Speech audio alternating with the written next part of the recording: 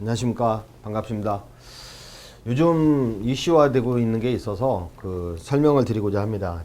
이제 집주인이 있다, 집주인이 있고 세입자가 있다 할 때 보증금 1억 원을 임대차 계약기간 만료 시 반환을 했다.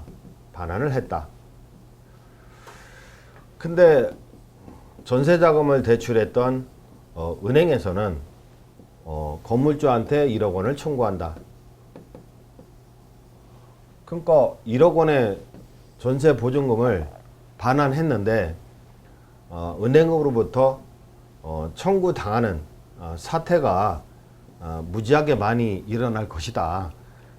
그러한 그 위험성의 측면에서 제가 좀 설명을 안 할 수가 없어서 오늘 설명을 드리고자 합니다. 특히 임대차 관계를 중개하는 공인 중개사 사무소에서는 특별히 잘 알고 계셔야 되는 내용입니다. 보통 과거에는 전세보증금 대출 방식이 어떠했느냐 했을 때 임차인이 전세보증금 대출을 받는다 하더라도, 그러니까 임차인이 그 전세자금 대출을 많이 받잖아요. 그렇다 하더라도 채권질권이나 채권양도 방식을 취하지 않았어요. 따라서 임대차 만료 시 임대인은 임차인에게 보증금 전액을 반환하면 좋겠다 이거죠. 그래서 임차인이 보증금을 반환받아서 이렇게 갚는다는 거죠. 갚는 경우도 있고 안 갚는 경우도 있겠지만 어쨌거나 은행은 임대인에게 보증금을 청구하지 못했어요. 다시 말씀드리면 임대차 관계가 만료됐다. 임차인이 뭐 전세자금 대출을 받았든지 안 받았든지 별 신경 안 쓰고 임차인에게 보증금을 반환하면 좋겠어요. 끝났어요. 근데 요즘은 그랬다가는 큰일 난다는 거죠. 은행이 청구합니다. 반환했다 하더라도. 왜냐하면 현재는 얼마 안 됐죠. 보증금 대출을 실행할 때 한 2년 전부터 그런 것 같아요. 2년 전부터 그랬고 2년이 만료되잖아요. 그러니까 요즘에 이러한 경우가 많이 생깁니다. 이중변제의 위험. 그러니까 현재는 보증금 대출을 실행할 때 채권질권을 설정하거나 은행에서 채권질권을 취득하거나 또는 채권양도 방식을 취합니다. 따라서 임대인은 임차인에게 보증금을 내주면 안 된다는 거죠. 뭐라고요? 임대인은 임차인에게 보증금을 내주면 안 됩니다. 그랬다가는 이중변제 위험에 빠집니다. 그러니까 은행이 또 청구 들어온다는 거죠. 그러니까 임차인에게 보증금을 반환했는데 임차인이 은행에 변제하지 않는다면 은행은 채권 질권자로서 또는 채권의 양수인으로서 1억 달러 청구 들어온다는 거죠. 이런 시스템이 한 2년 전부터 은행에서 채권질권이나 채권양도 방식을 취했거든요. 근데 지금은 2년의 만료 시점이 되다 보니까 이런 분쟁이 많이 생기고 있습니다. 그래서 내용을 명확히 알고 계셔야 됩니다. 다음 보면은 종전에 채권질권이나 그 채권양도라는 어려운 법률 용어를 썼잖아요. 그래서 채권질권이나 그 채권양도라는 어려운 법률 용어에 대해서 우리가 이해를 위해서 설명을 드리겠습니다. 그 민법에 규정이 되어 있는데요. 346조에 권리질권의 설정 방법이다 이렇게 되어 있어요. 그러니까 이 권리는 채권도 권리다. 임차 보증금 반환 채권 있잖아요. 임차 보증금 반환 채권. 그러니까 임대차 만료 시 임차인은 임대인에게 보증금이 1억이라면 보증금 1억 주세요 주장할 수 있는 채권자입니다. 요게 책인데 소리나는 뭐고 요게 의미죠. 그러니까 물권은 물건에 대한 권리인데 채권은 사람에 대한 권리. 갑이라는 사람한테 임대차 계약기간 만료 시 임차인은 보증금만한 채권자입니다. 보증금만한 채권자. 보증금 돌려달라 주장할 수 있는 권리자. 그러니까 사람에 대한 권리 채권자입니다. 임차인이 보증금만한 채권자죠. 거기에 질권을 설정하는 방법.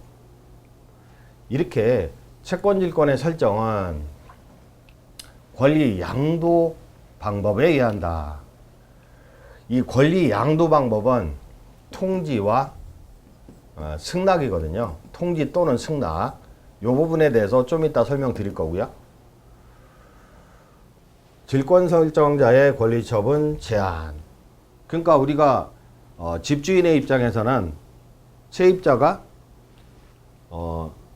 전세보증금 대출을 받았어요.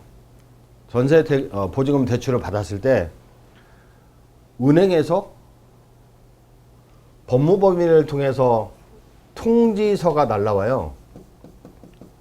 그러니까 한 2년 전쯤에는 그런 일이 있었죠. 아니 법무법인에서 우편물이 날라왔다고 뭐 전화가 와요. 부재중 전화다. 그래서 내가 고소당했나? 민사 소송을 당했나? 이렇게 깜짝 놀라고 그랬었는데 채권질권을 설정했다는 그 통지서를 발송한 거죠. 은행에서 법무법인을 통해서 통지서를 발송한 거죠.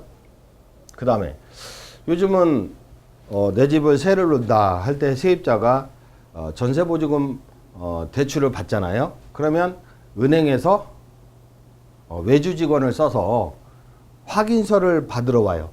그러니까 임대차 계약사실 확인서에 사인을 해달라 이거죠. 그러니까 질권 설정했음을 인정해 주는 거죠. 집주인이 인정해 주는 거죠. 이렇게 권리 질권을 설정했음을 또는 채권 양도했음을 통지나 승낙하는 방법으로 설정하게 됩니다. 그리고 양도하게 되는데요. 이런 상태에서 질권을 설정해 준 자 임대인은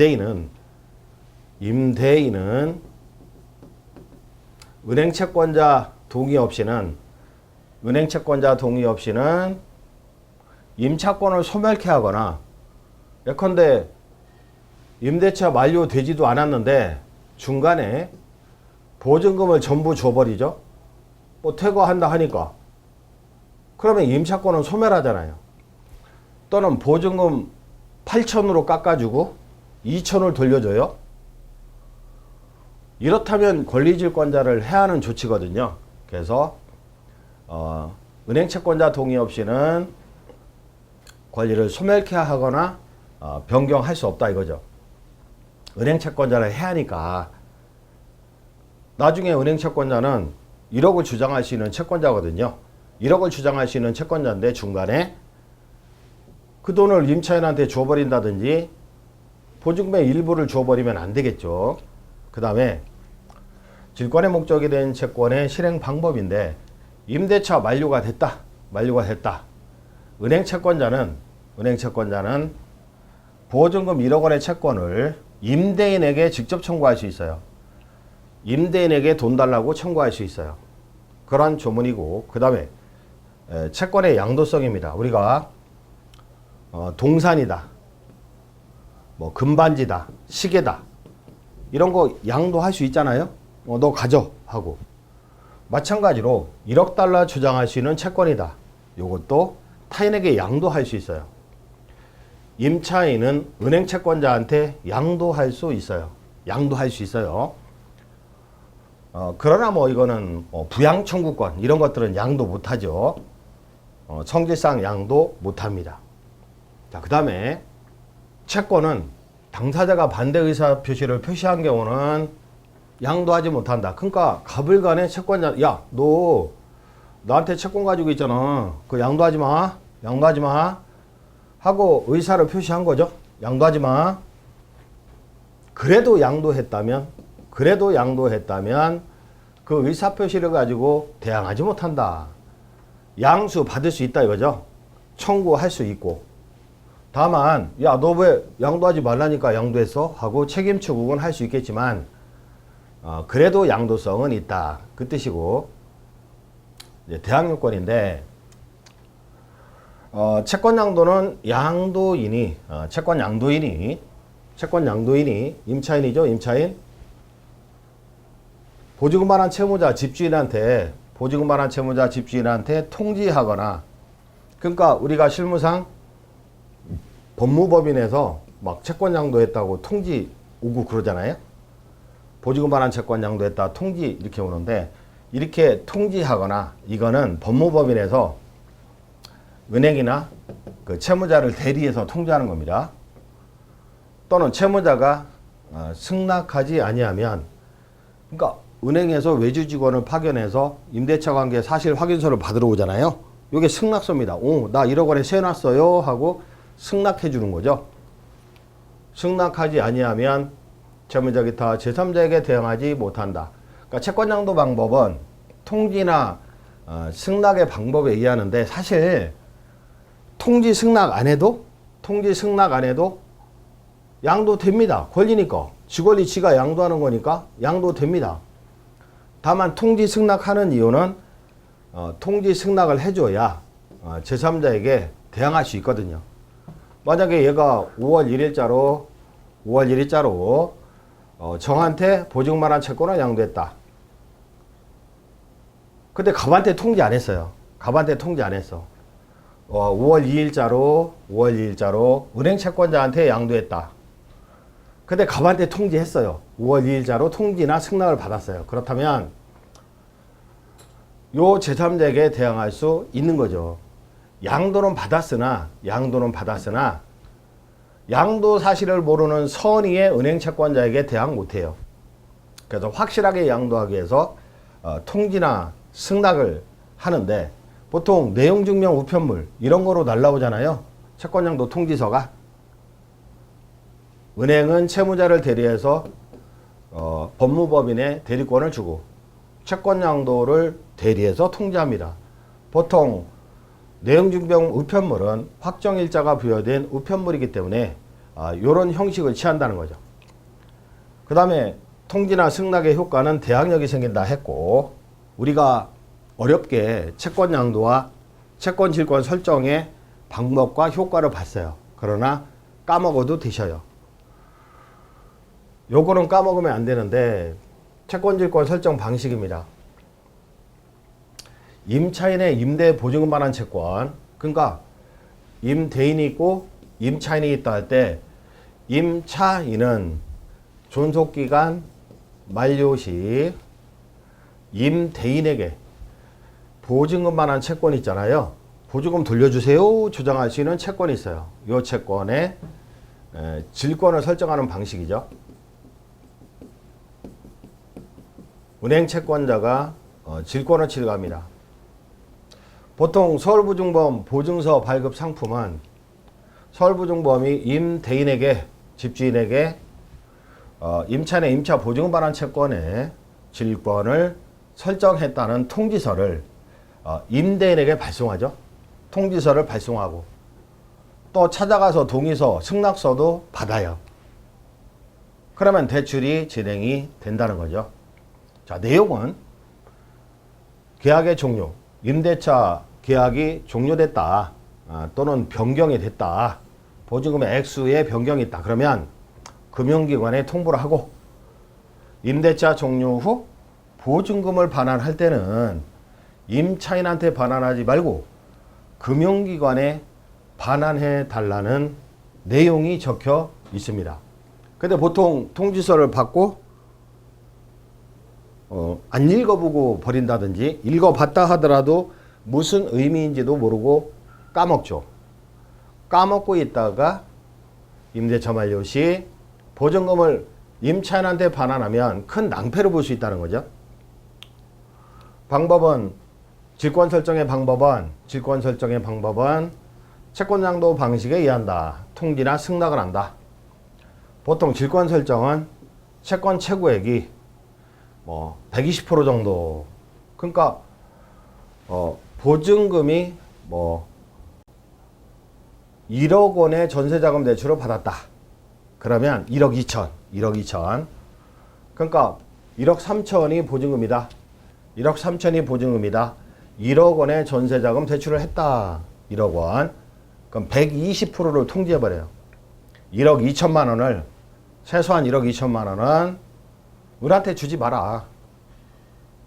1억 2천만 원을 초과하는 1,000만 원을 주는 건 상관없어도 상환시에 임대인이 전세자금, 대출금 1억 원, 체납이자 가령 200만 원, 이런 1억 200을 은행 지점이나 은행 방문을 통해서 상환하거나 은행이 알려주는 가상계좌로 상환하면 됩니다. 그러니까 채권질권 설정 방식이다. 채권질권 설정 방식이다 할 때는 은행과 통화를 해서, 또는 누가요? 집주인이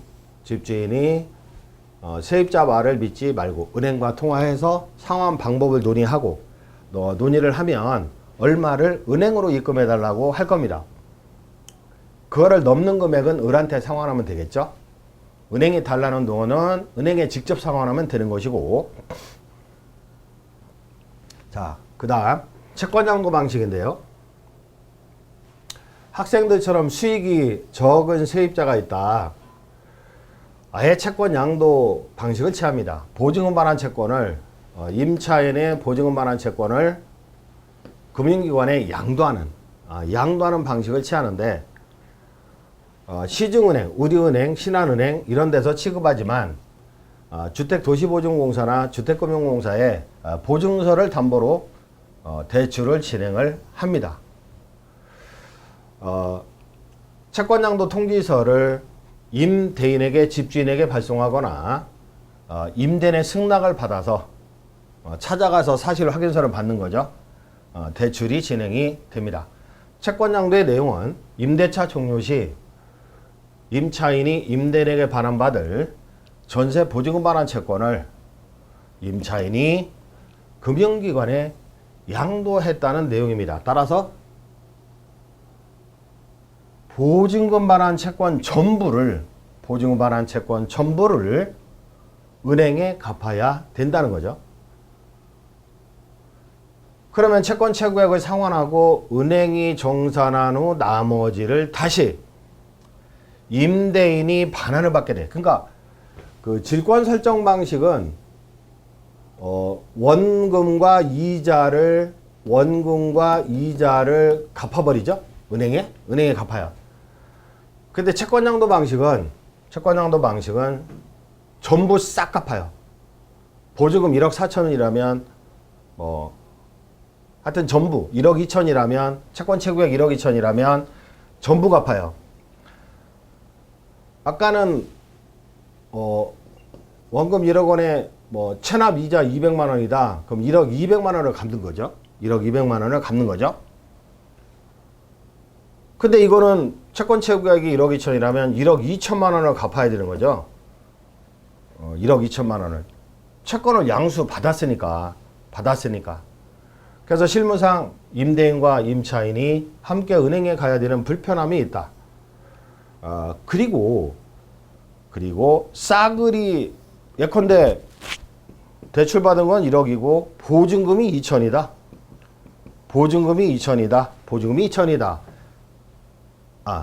대출받은 게 1억이고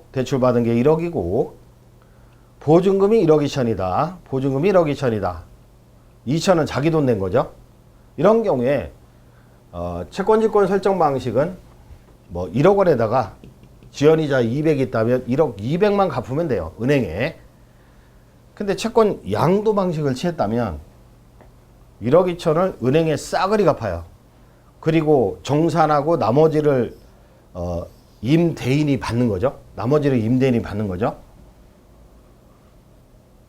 따라서 상당히 불편해요. 보통 관행적으로 현 임차인이 이사를 가겠다.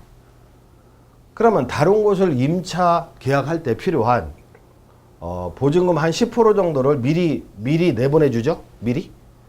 이 관행적으로 지불하는 계약금 10%를 지불하지 못하는 불편함도 있어요. 싸그리 전부 은행에 갚아야 되니까 미리 10% 내주지도 못해요. 그래서 우리 실무상 임대인의 입장에서 조금 편하려면 어떻게 해야 되냐면,